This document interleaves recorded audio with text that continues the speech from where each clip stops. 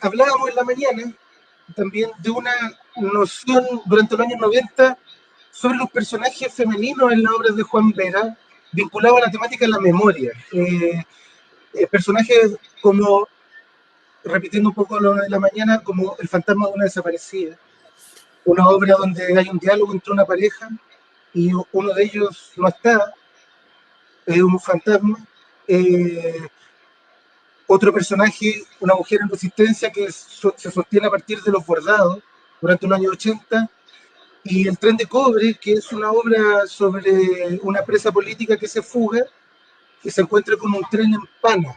Y ahí se generan encuentros. Eh, y bueno, y además de eso, temáticas eh, como la temática de los trabajadores, de la opresión en los trabajos, el choque que hay entre la esclavitud del trabajo y la esclavitud de la casa.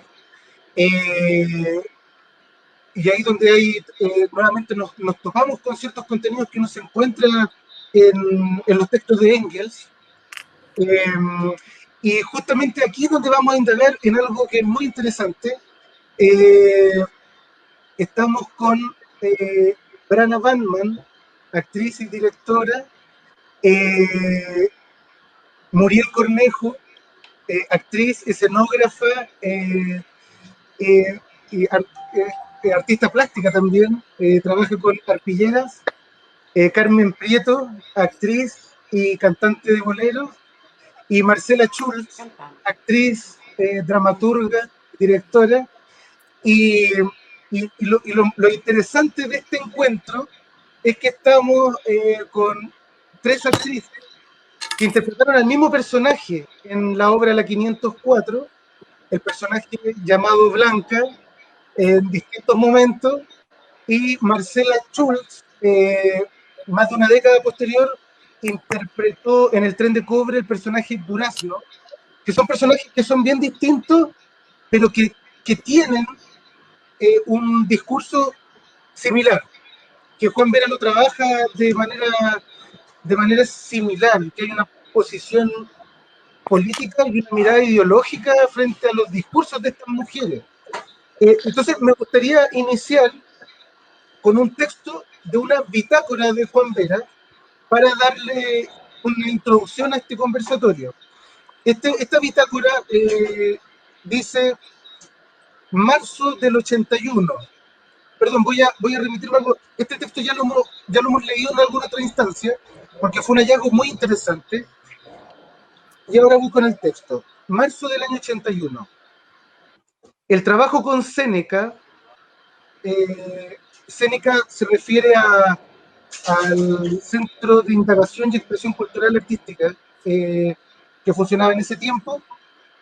Dice, me ayuda a conocer una realidad sobre la cual estoy escribiendo otra obra de teatro. La verdad que este trabajo significa un avance para mí, pues la obra es una visión de lo que acontece detrás de una vida cotidiana. El negocio es una guerra y la guerra es de la sopa. La obra me duele como escritor. Estoy en un medio. Debo cumplir mi función social, pero aún no logro complacer a la intelectualidad. Surge una duda. ¿Existe en Chile el creador popular? ¿Cuántos han seguido el camino de Violeta Parra? ¿Para quién escribo y quiénes han visto mi obra? Pretendemos halagarnos y sentirnos preciados como lo que somos sin tomar en cuenta que no pertenecemos a nuestro pueblo. ¿Dónde comienza la desconexión? Me pregunto y lanzo una piedra a un techo de vidrio. Hace ya un año que comencé la guerra de la sopa y repaso una y otra vez la segunda parte. Es como abrirse un camino por la selva. A medida que avanzo, los árboles y pantanos vuelven a crecer a mi espalda. ¿Qué relación tiene esto con el trabajo que me han encargado? Esta obra pretende mostrar una realidad a la cual yo le rodeo de una magia destructiva e irracional. Un halo que surge de cada ojo funcionario, de cada sueño de peluquero, de cada agujero que nos encuentre. No sé si María de la Luz y Carlos, se refiere a María de la Luz Hurtado y Carlos Ochenius, encuentran que esto pertenece al trabajo, pero yo lo tomo como lo que es, mi trabajo, un cronista. Me ha servido esta ayuda para aprender a descubrir mi país. Es mucho el tiempo de lejanía. La cicatriz de la ausencia en cuerpo presente no es cosa fácil de borrar y todos lo ven cuando se cruzan conmigo. Volviendo a la guerra de la sopa, reflexiono y comparto las situaciones y vivencias y las interpretaciones que mi cerebro mal alimentado pueden contener y elaborar.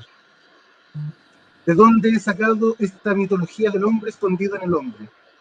No me acuerdo haber leído ni estudiado esta materia.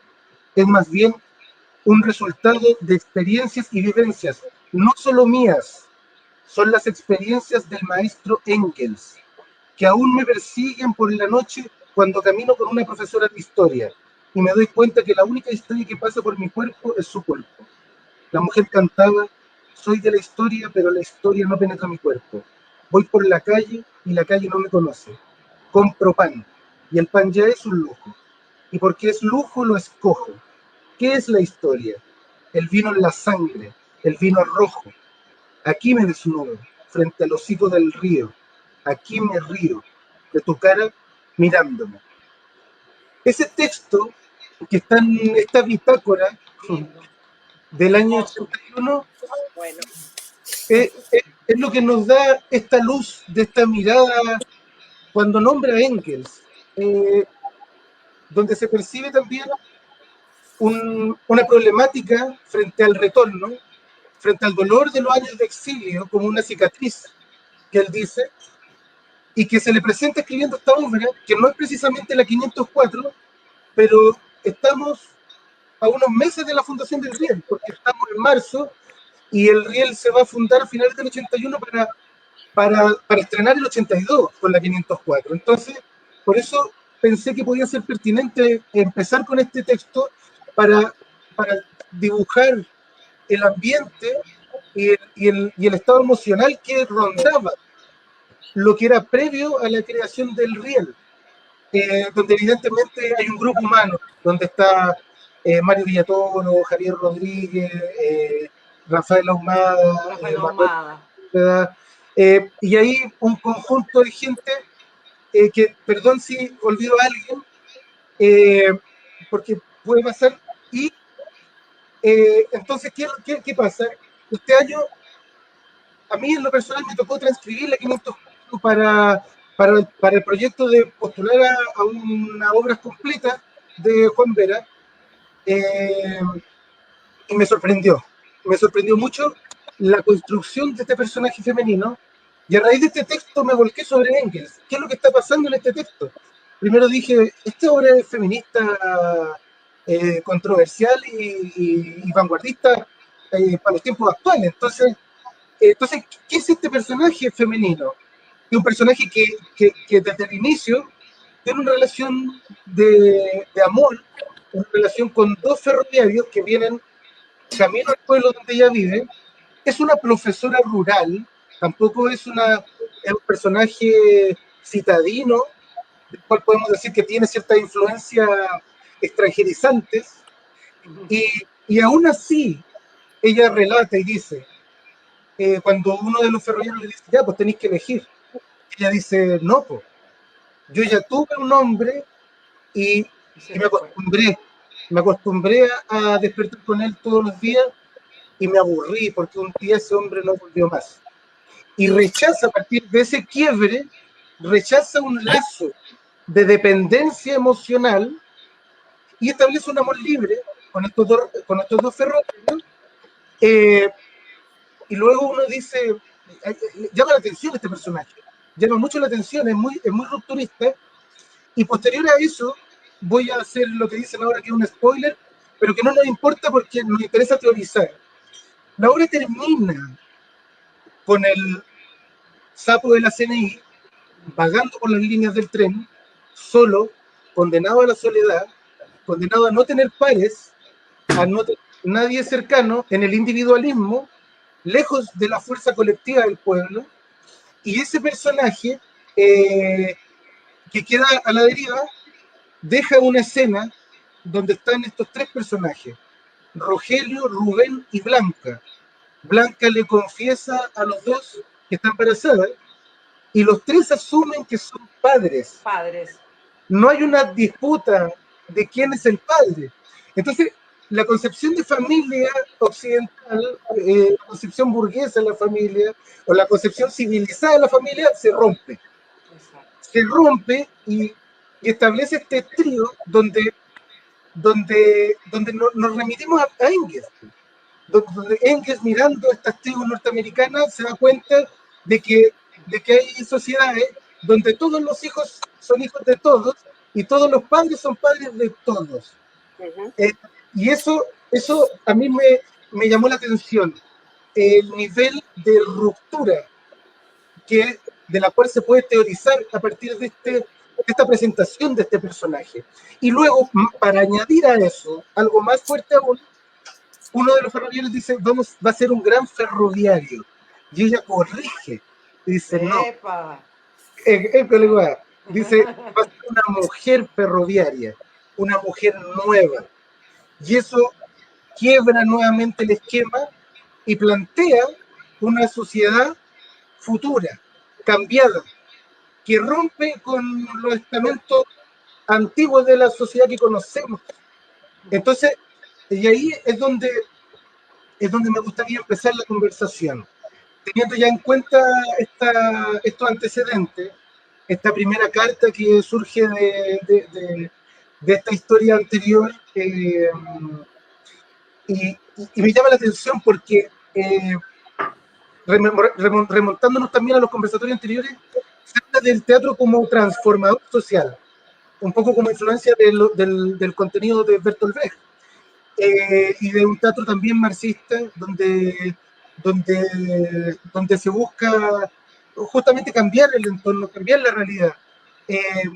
Y ahí me gustaría hacer la primera pregunta, me gustaría partir con Brana, porque solamente para confirmar lo que ya sabemos, Brana fue la primera blanca, ¿no? La primera blanca.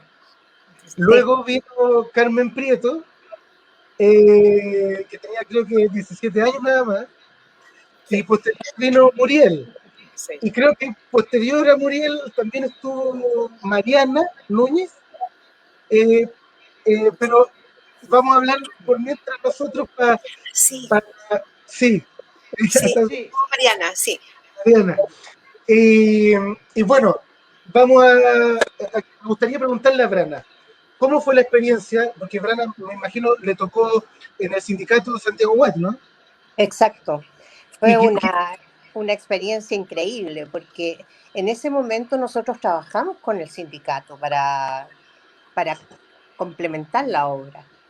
De hecho, estaba el sindicato comprometido con nuestro trabajo en un momento súper duro. Fue el momento en que mataron a Tucapel Jiménez, y yo recuerdo que todos éramos seguidos.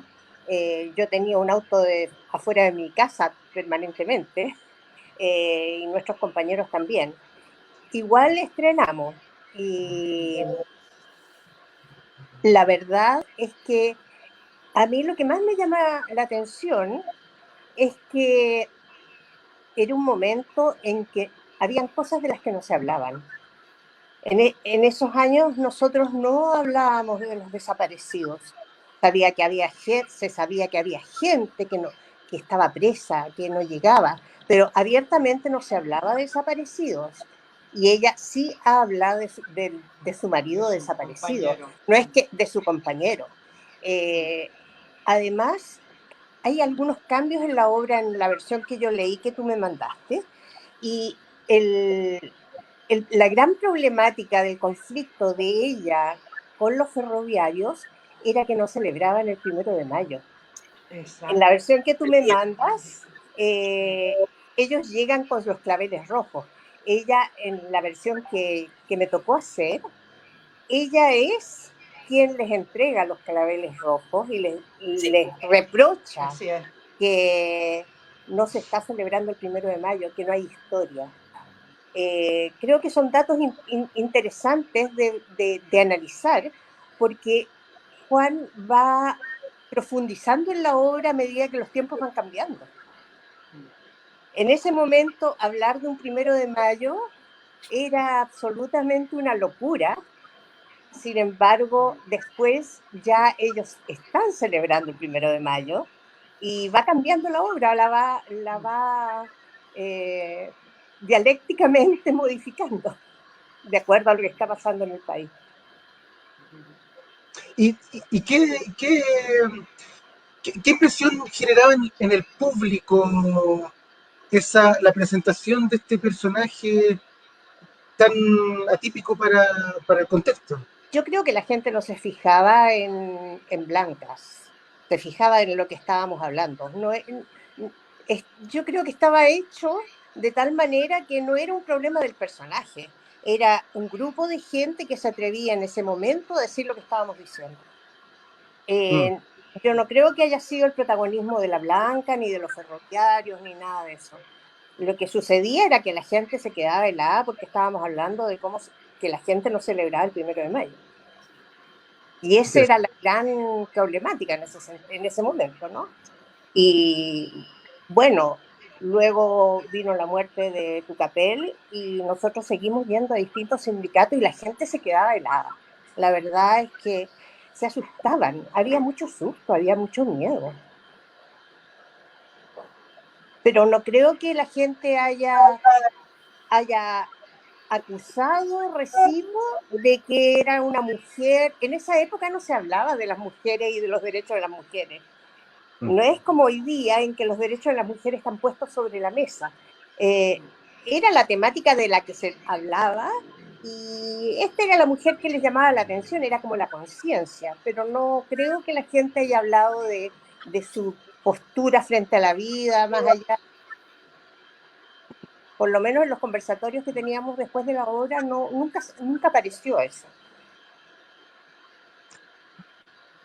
Interesante.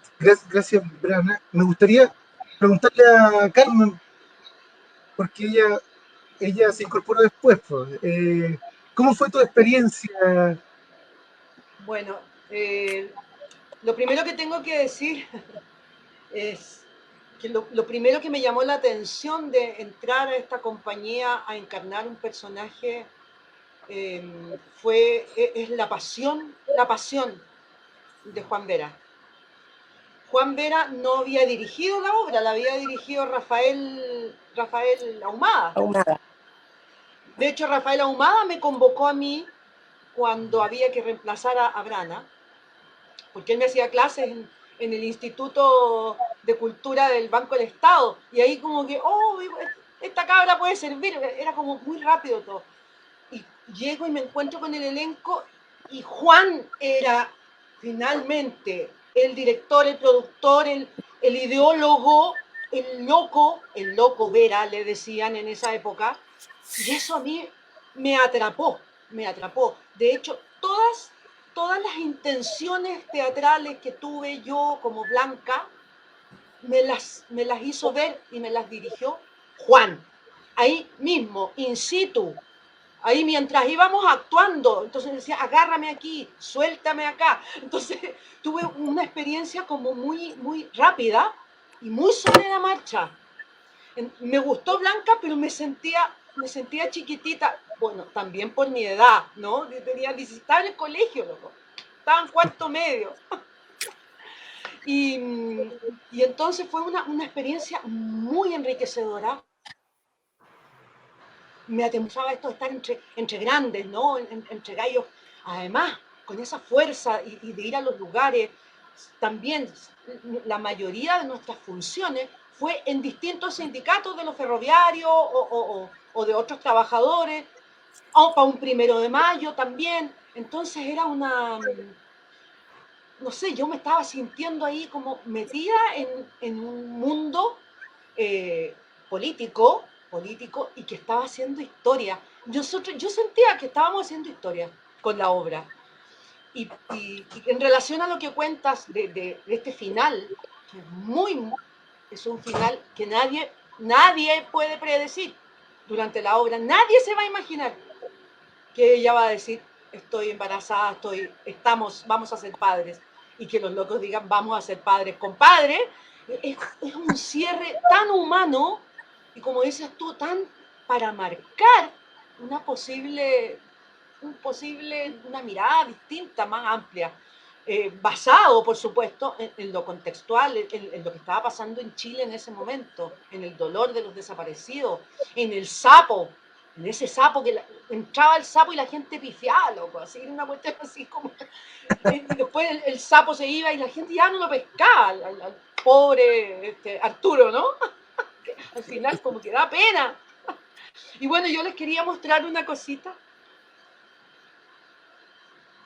Es una foto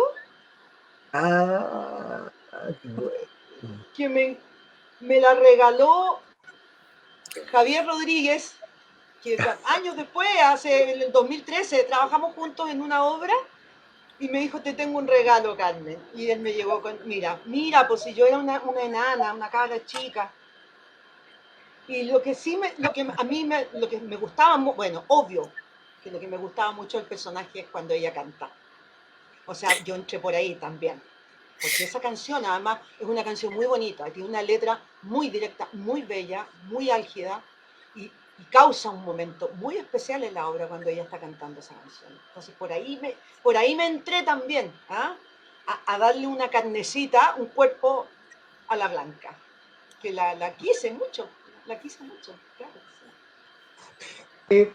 Antes de pasar con Muriel, la canción yo la escuché en el momento en que entrevisté a Manuel Sepúlveda y se comentó mucho porque se ocupó, hay unos textos de los 18 años del Riel donde también se ocupó, en ese tiempo desconocíamos la 504, yo desconocía todavía la 504, pero había escuchado de la canción y a mí me impactó mucho, retomando lo que dice Brana, que me imagino que bueno, en el primer conversatorio Alejandra Ramos comentaba que era las 2 de la mañana y a Juan Mena se le ocurría otro final a un texto y iban mutando en el camino.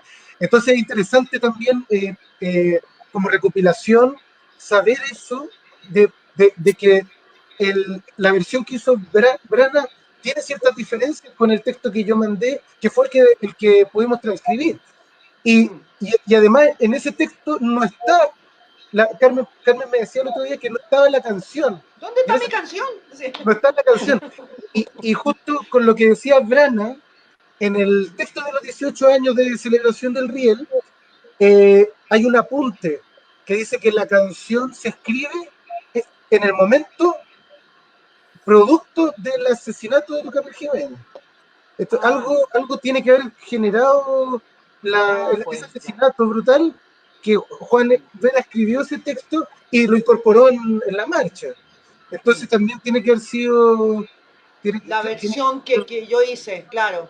Claro, que como te decía ayer, es cuando aparece Blanca en escena, ya ha pasado toda la primera escena de ellos dos en el tren, qué sé yo, y dicen Blanca al frente, qué sé yo, hay un apagón, y entra, Brana está en su comedor, con su mesita, con sus libritos de los niños, y ella está cantando esa canción, y entran los dos locos Ahí, en ese momento era.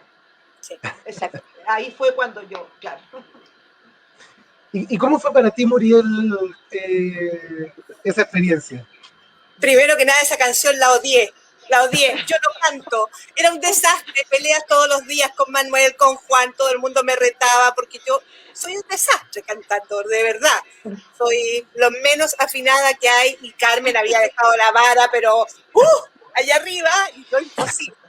Mira, yo tengo que contar algo muy importante. Para mí el Riel es mi escuela. Yo estaba en primer año en el año 82 y me expulsan ese primer año de la escuela de la Universidad de Chile. Me echaron junto a un grupo grande de la Facultad de Artes. Yo me quedé sin nada. Entonces, muy angustiada, muy desesperada, partí al sindicato de actores para pedir solidaridad con nosotros y me encuentro con el Mario Villatoro, que me dice, mira, tenemos una obra, pero la actriz que trabaja con nosotros es una niña que la mamá no la deja ir a todas partes y necesitamos una yegua loca que vaya para todas partes, donde esté parado. Yo voy. Y fue así, como dice Carmen, me invitaron 2 días después al sindicato ferroviario, me subieron arriba de la escena y me habían pasado el texto y arriba de la escena a actuar al tiro. Y yo no tenía nada. Yo venía de un primer año de actuación, no tenía absolutamente ninguna formación actoral. Había pasado ese primer año solamente haciendo ejercicios y moviéndome y bailando y qué sé yo, más o menos nomás, porque nunca he bailado muy bien tampoco. Y de verdad, cuando yo leí el texto, me impactó la visión de la mujer que tenía la obra misma.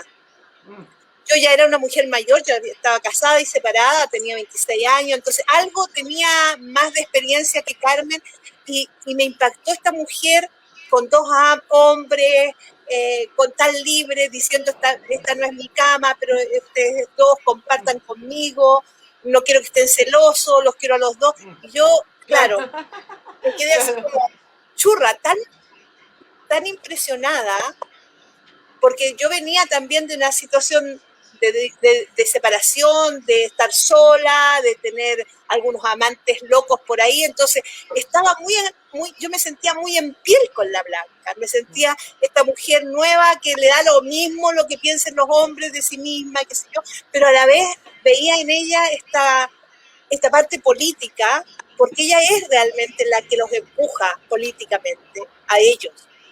Ella es la conciencia política de la obra, es la que dice las palabras que hay que decir. Y como tú dices, Carmen, el texto de que ellos entran con los claveles no estaba, porque ella les reclama de que los claveles andan escondidos. Claro. Y de verdad, para mí el Riel fue mi escuela de teatro. Yo estuve, no sé, 4 años haciendo la 504, no me acuerdo, sé que entre el 82 y el 86 creo que ya no estaba, pero no me acuerdo cuándo dejé de estar, ¿no? No recuerdo, porque soy muy mala para recordar la fecha. Pero estuve mucho tiempo y la experiencia me marcó mucho como actriz. Tanto que yo hoy día tú me paras a un escenario y yo sé exactamente para dónde moverme, porque con el Riel no había otra opción. Todos los días tenía escenarios nuevos, tenía una entrada por detrás, la otra por la izquierda, la otra por la derecha, otra por público, porque no había cómo llegar al escenario, las salidas, todo era donde te aforabas, todo era cada vez distinto, cada función distinta. Entonces, para mí el Riel es mi gran escuela. Yo no tengo escuela de teatro, me hice ahí me hice, en el trabajo mismo, y reconozco que Juan era un loco maravilloso, te empujaba, te impulsaba, te hacía trabajar, pero también en su locura yo discutía mucho con él, porque era tan loco que quería, no sé, llegaba a una iglesia y quería hacer el escenario, la máquina la quería hacer arriba del altar. Entonces le decía, pero no puedes, Juan, eres invitado, no puedes subirte arriba del altar a actuar, respeta a los curas que te dieron permiso. Entonces fue siempre una cosa muy fuerte de conexión con Mario y con Javier, que fueron mi grupo, digamos, con los cuales actué, y el recuerdo que tengo es para toda la vida. O sea, es mi escuela, es donde yo nazco como actriz. Entonces, yo tengo que agradecerle a Riel eso. Después me dolió hasta el alma, no sé si a Carmen le pasó o a Brana, pero me di cuenta que soy tremendamente celosa cuando veo a la Mariana haciendo mi personaje, quise matarla, pero yo la quería mucho a la Mariana también, pero me dio así de todo ver mi personaje interpretado por otra persona, porque yo siempre sentí que la Blanca era mía, o sea, nunca vi a la Brana, nunca vi a la Carmen, pero cuando vi a la Mariana yo... No puede ser, este personaje es mío, no me lo pueden quitar. Bueno, eso fue fuerte, y yo tengo también como Brana, pienso que el tema de esta sexualidad tan abierta que ellos presentan y hablan del tema, en la gente no quedaba, o por lo menos no había, o en la época que estamos hablando, una época tan fuerte, que se produce, yo creo que en todos los momentos de guerra y todo lo demás, se produce una relajación en los problemas morales o de lo que se supone que socialmente tiene que pasar entre un hombre y una mujer, que ya no producía escándalo esta mujer con 2 hombres. No lo sé, porque nunca en ninguna parte salió el tema a relucir. y sin embargo sí apareció. Tuvimos una función maravillosa en la huelga de Colbún Machicura, no sé si la recuerdan, en el año 82. Fue una de mis primeras funciones, fuimos a hacer la función y yo me moría porque esto fue en un espacio descampado, habían 2000 obreros, no había dónde apoyarse con la voz y empezamos a actuar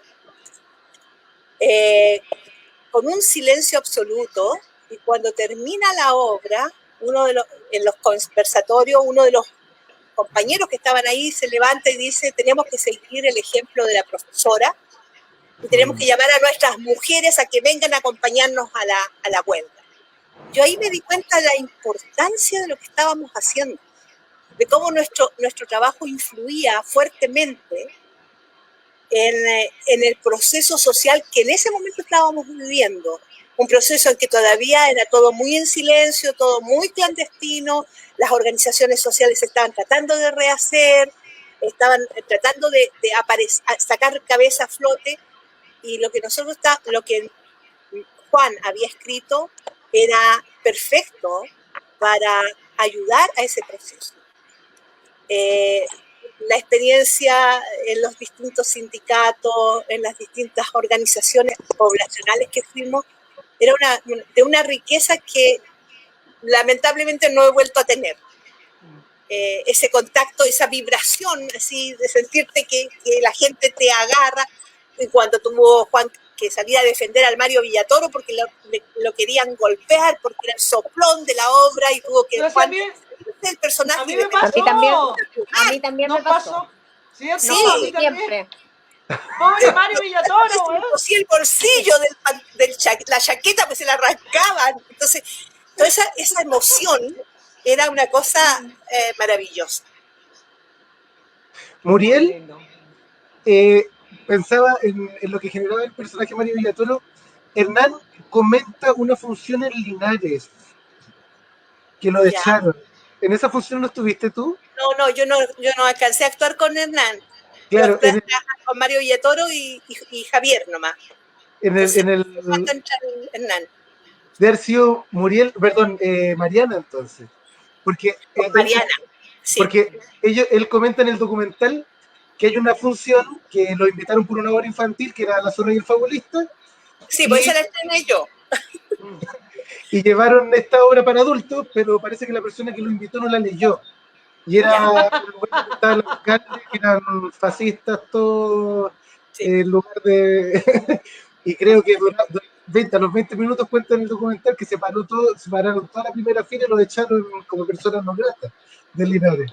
Entonces, es interesante verlo en los dos contextos, en el contexto sindical o con el pueblo, y después verlo ahí con los funcionarios públicos de la época. Claro.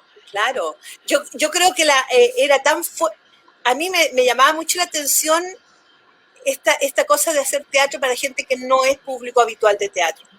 O sea, te digo, esta cosa de tener que pescar al cabro chico que se me sentaba en la mesa mientras yo estaba ahí, claro, agarrarlo, tomarlo en brazo y bajarlo para poder seguir actuando, era constante, porque la gente, y ellos se creían todo lo que estaba sucediendo era verdad. Exacto. Y a la vez tampoco me repudiaban. Yo también al principio, cuando leí la obra, dije, pucha, aquí voy a tener problemas con las viejas, me van a subir y me van a bajar, qué sé yo, el problema moral.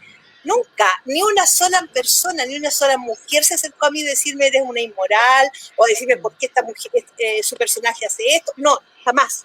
Entonces, cuando tú me llamas y me dices, oye, quiero hablar sobre Angels y la mujer, y yo dije, a ver, espérate, Angels, sí, yo conozco el tema, el tema de la mujer, como el rol de la mujer, digamos, en el matrimonio, producto del manejo del capital.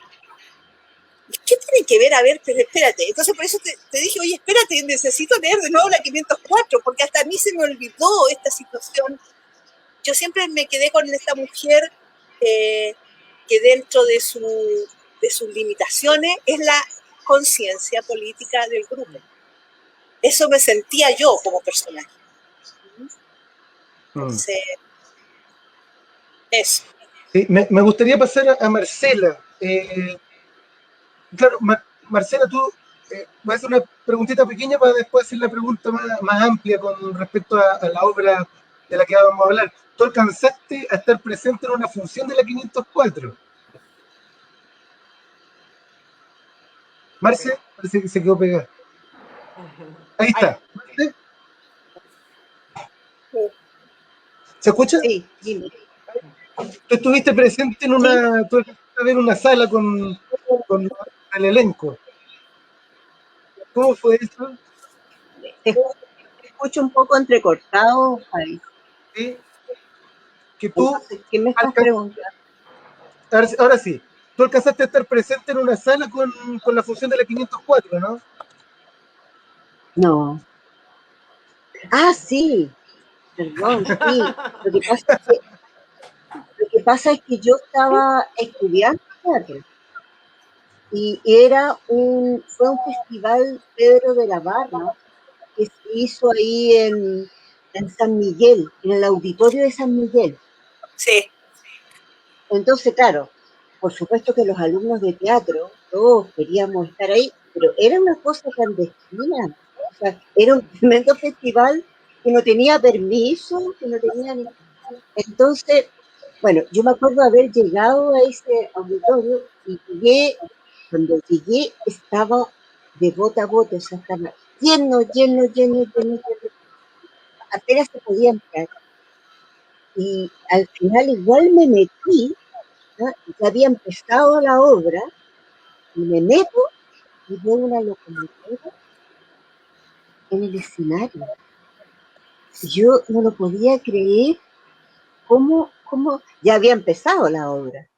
Pero lo que más me impactó era ver una locomotora, porque lo que uno veía era, digamos, la locomotora entera en el escenario.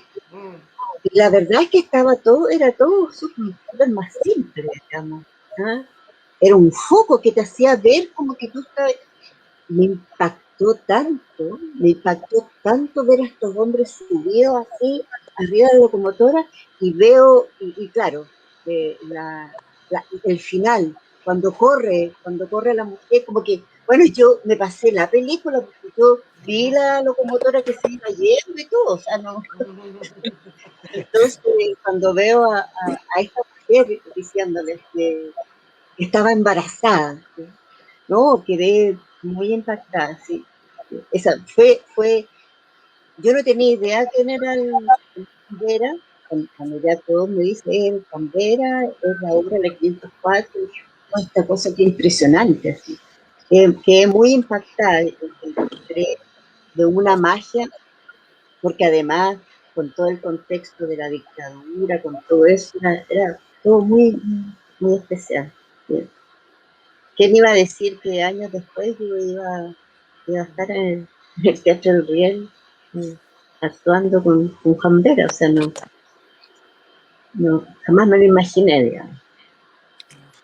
Sí, como decíamos antes, Marcela trabajó en el Tren de Cobre, interpretando un personaje que se llamaba Durazno. Y justamente me gustaría preguntarle a Marcela, por lo mismo que estamos hablando con Brian, Muriel y Carmen, que Durazno es un personaje diametral, o sea, bien distinto a Blanca. Blanca, como comentábamos, una profesora rural, harto la manera en que, un poco, repitiendo un poco lo que estábamos diciendo, genera un quiebre con la forma de vida, pero Durazno es una presa política que se fuga, que se encuentra con un tren en pana, y se encuentra y hay un choque que se podría decir que es dialéctico, porque son choques de fuerza opuesta. Una médico que cae presa por ayudar humanitariamente con las heridas de los presos políticos, o de gente que cayó en, en dictadura, y el mundo obrero, un mundo que también donde se encuentra una mujer con cierto discurso de género, con 3 hombres machistas también, y donde la mujer, repitiendo lo que se comentaba antes, la mujer lleva la parte ideológica de la obra. Entonces, y vuelvo a lo de la familia. En un texto muy cortito dice Iván, es que en cuestión de principios es la familia. Y Durán nos responde, la mesa del comedor, el perro, la mamá, el papá, los hijos almorzando un día domingo, la siesta, esa familia. La puerta cerrada y la conversación sobre la cuenta de la luz, ¿eso me dices? Entonces, se entrevé en el diálogo una posición más o menos similar de la mirada frente a una familia importada. Entonces, me gustaría que, Marcela, que nos comentara un poco también cómo se replica más de 10 años después, de 15, no sé exactamente cuántos años de diferencia desde la creación de la 504 hasta el tren de cobre, cómo se replica esta posición política y esta mirada de este personaje femenino frente a la estructura. Sí, bueno, los contextos son diferentes. Estamos en los 90. Los 90, en que lo político, no digamos tantas cosas, eso ya pasó, no pisemos callo, no, eso ya pasó de moda, está antiguo, no sigamos con lo mismo, todo ese 90, digamos. Esa es la medida de lo posible. En la medida de lo posible. Entonces, esta mujer médica que llega, que ve este tren en medio del desierto, ella se escapó de la cárcel un día domingo, un día de visita, pasó piola, entre las visitas se escapó. Y empieza a correr por el desierto para ir a algún lado, y de repente encuentra en medio del desierto este tren que se quedó en pana, justo ahí. Y ella entonces lo ve como su vía de escape. Y se encuentra con estos 3 hombres que claro, que la miran con desconfianza. Aquí hay varias metáforas, podríamos decir, porque antes de que ellos se dieran cuenta que ella estaba escondida en el tren, ellos hablan, estos 3 hombres empiezan a hablar, y siempre hablan de muros, de encierro, de sentirse como que su vida no tenía ningún sentido.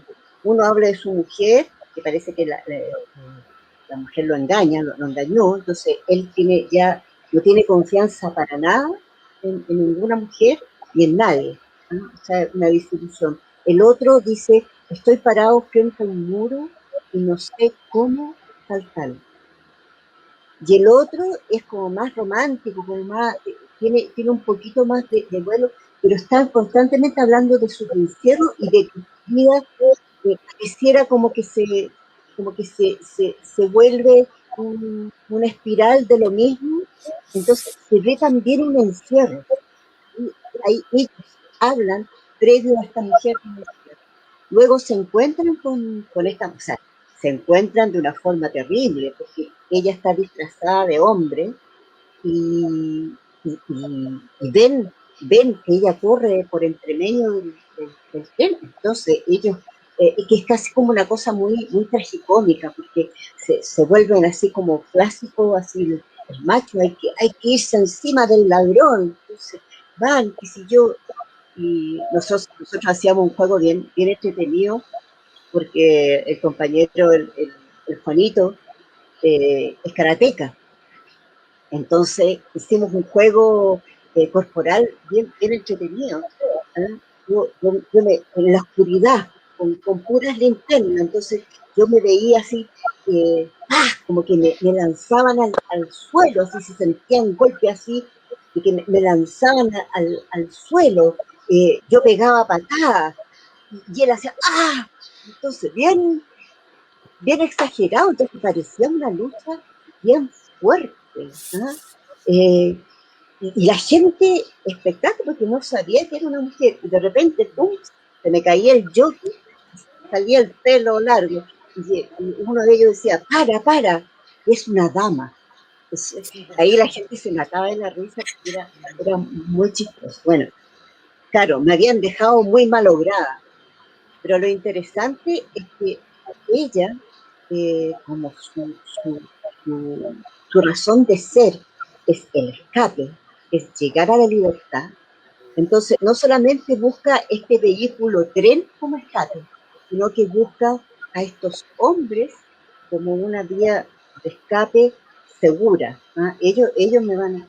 Entonces, ella empieza de una otra forma a manipular.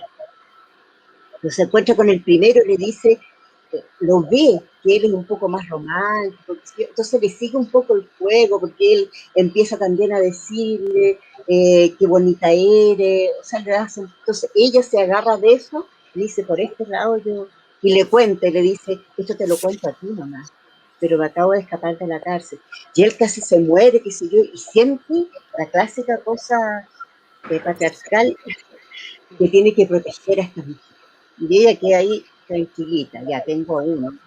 Después se encuentra con el otro que no quería nada, que le tiene que ir a pedir perdón, porque como la pateó en el suelo, tiene que ir a pedirle perdón, bien torpe, osco, y ella también le dice lo mismo, también le dice, tengo que contarte algo, me escapé de la cárcel. Y él entonces como se siente como responsable, que tiene que protegerla, y le dice, por supuesto, no le cuentes a nadie, es a la primera persona que le cuenta. Y así al tercero hace lo mismo. Entonces, hace un juego muy, muy inteligente, muy, muy interesante. Pero aparte de eso, esta mujer no solamente en las conversaciones les da vuelta, como ese texto que dice Faiz, de la familia, les tira por el suelo lo que es la familia, lo que es ser libre,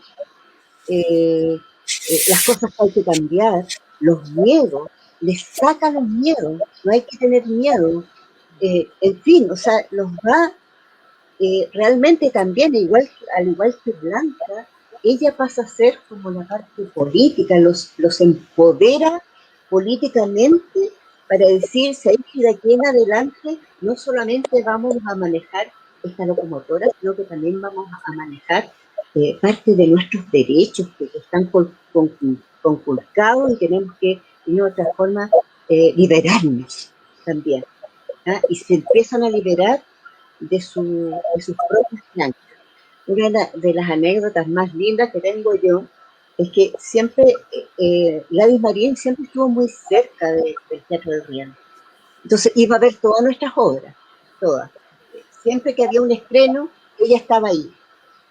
Y termina la obra y ella me llama y me dice, me encantó tu personaje. Y me dijo, yo habría hecho exactamente igual que Durazno. Entonces, claro, ella se sintió de todos los personajes, porque habíamos dado otras obras también que salían mujeres, pero de todos los personajes, ella se quedó con la Durazno, que fue era el motor. En realidad ella al final los hace bailar junto con ella y los lleva y le dice, ahora nos vamos en este tren, porque se arreglan el tren y nos vamos a la libertad, y ellos también, pues, entonces se provoca una liberación de todo a través de esta mujer Durazno. Una pregunta. ¿Sí? ¿Se llama Durazno o ellos la llaman Durazno? ¿Ella se pone Durazno o es así poético? Ella se presenta cuando le dice, ¿cómo te llamas? Ella dice Durazno. Qué genial. Y entonces el trabajador le dice, mijita, porque están entre medio curándola, tratando de... Entonces le dice, mijita, no tenemos esa fruta. Porque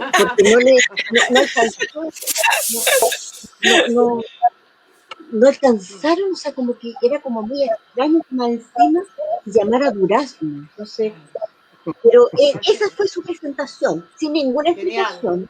Genial, sin decir, me pusieron Durazno por él, no, sin ninguna explicación, solamente Durazno. Bueno. Hay unos comentarios por acá. Saludos de Jaime Svart. De nuevo reitero mis mejores saludos desde Atenas. Gracias. Mi amigo Jaime, un abrazo para Jaime. Sorpresa, sorprendente, sorprendida, la Mimi, que dice, Batman fue mi maestra, mujer increíble, y Muriel tremenda artista. José Pinto, grandes invitadas, saludos. Tremendas mujeres, dice nuevamente, sorpresa. Cristian Falcón dice, saludos maestra Brana Bandman, ahí corrige. La Mimi pregunta, ¿cuándo se comienza a celebrar el 1 de mayo? Qué difícil pregunta, no lo tengo claro. No me acuerdo. Tarea para nosotros, para todos. Yo tampoco sé. No me acuerdo. Pero ustedes dicen en dictadura, ¿cuándo? Sí, claro. Dictadura, claro. Esto fue, o sea, por lo menos yo desde el año 78, si mal no recuerdo, porque 76 fue un año, ustedes, bueno, saben que es una cosa tremenda, una persecución espantosa, un masacre, así tal cual. Pero el 78, tengo la impresión que el 78 ya era salir, digamos, al centro de Santiago y tirar algunos panfletos y correr, y los pacos y todo detrás. O sea, era correr por un lado y miles de presos al momento, así, tomando y llevándose a la gente detenida.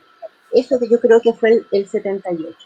Eran pequeños actos que se realizaban, pero no alcanzaba a ser una gran celebración. Claro, ¿no? Claro, eran cosas como puntuales, pero no tengo flash en que se haya reconocido el 1 de mayo, en que se haya convocado públicamente, no tengo claro en este momento. No, yo creo que además, hacíamos la obra todavía.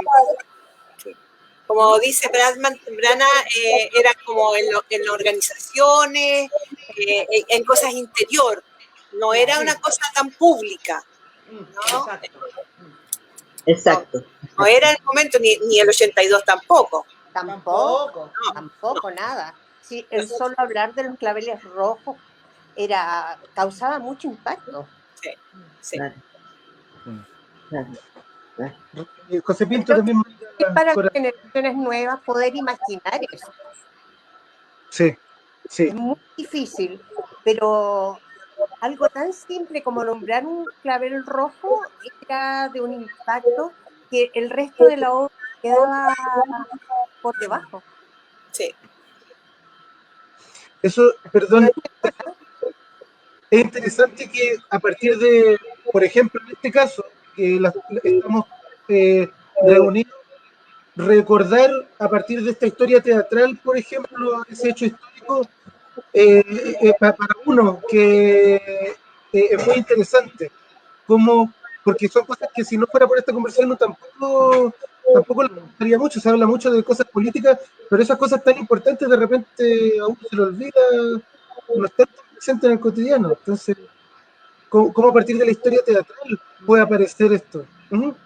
Hay otro hecho que me gustaría nombrar, y es que Muriel habló de que ella se encontró con Villatoro en el sindicato de actores.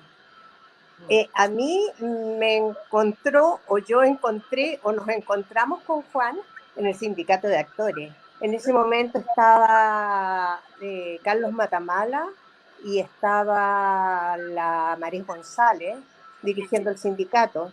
Y yo creo que tampoco es menor, era el sindicato de actores el que estaba llevando a la gente a los otros sindicatos. Había una cosa sindical que estaba partiendo, estaba recién movilizándose.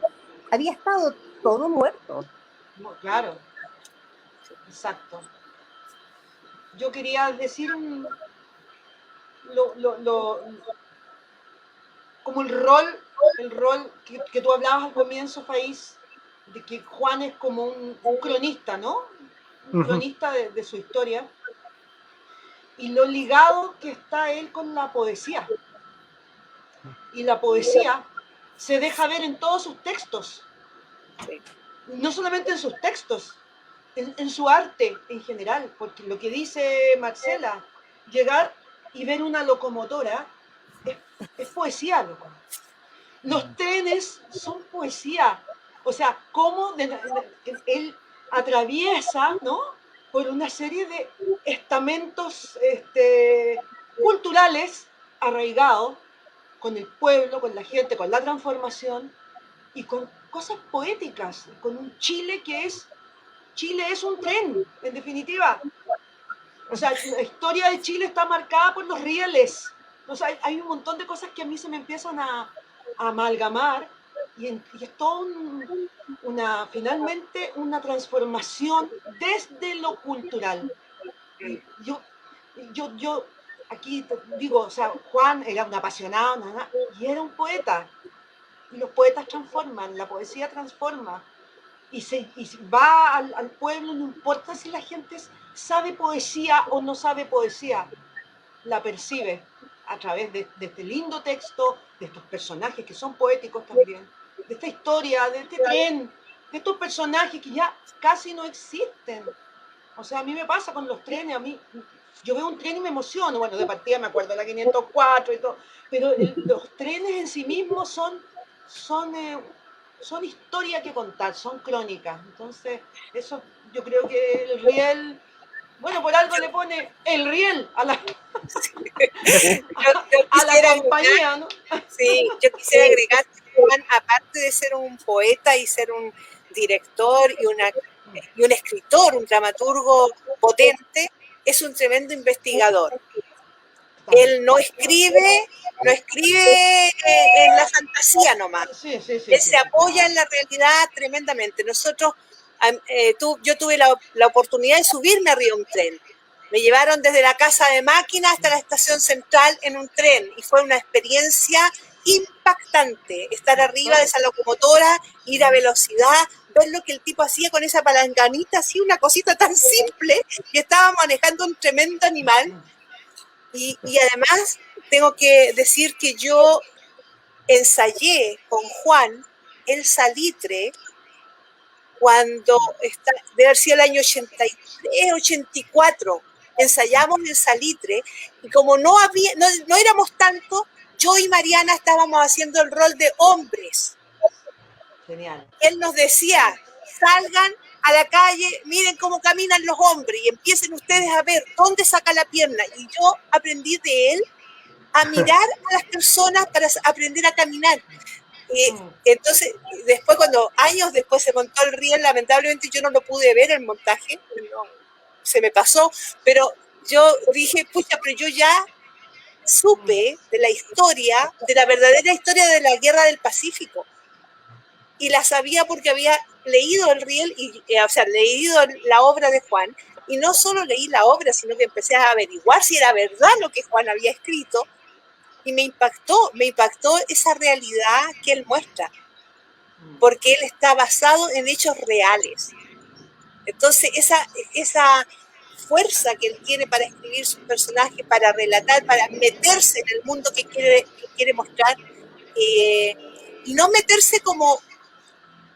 Hay gente que hace eso, que son investigadores que van a ver al personaje, qué sé yo, en la escuela de teatro también, después cuando me reintegraron nos mandaban a ver personajes, y yo sentía que era una forma tan lejana y tan y como crítica. En cambio, Juan vive el personaje, se mete en las poblaciones, conversa con los obreros, come con ellos, canta, se toma con ellos, todo. Entonces, con eso él escribe, ese es su gran material. Yo, a raíz de eso, y con esa gran formación de él, me he atrevido a escribir algunas cositas, tratando de hacer esta cosa que él hacía, ¿no? Porque me impactaba su capacidad para pescar el momento, para atrapar los personajes y llevarlos a un nivel poético. Creo que esa era su gran capacidad. A partir de la realidad, agregar la poesía y la música. No me hables de eso. No importa. Sí. Eso, pues. Quería agradecerle a cada una por este conversatorio. Yo creo que va a ser importante tener este registro. Es un registro muy valioso, son visiones también experienciales de cada una frente a la misma obra y el nexo y el paralelo que podemos establecer con una obra que viene harto después, pero que nos ayuda a entender no solamente el hecho puntual, sino que también entender un panorama completo. Por eso yo quise hacer este cruce entre lo que pasa con la 504 y el tren de cobre, Y nada, pues agradecerles nuevamente. Gracias a ti. Y eso. Muchas gracias. Gracias a ti. Gracias a ti. Gracias a ustedes. Un gusto conocerlas. A Marcela no.